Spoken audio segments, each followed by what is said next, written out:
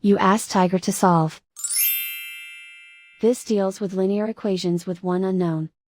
The final result is x equals -13/5.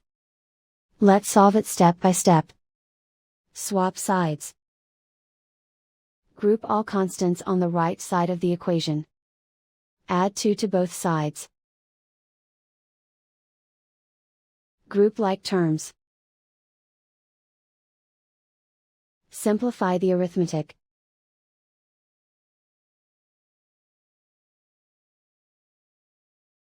Isolate the x. Divide both sides by -5. Cancel out the negatives. Simplify the fraction.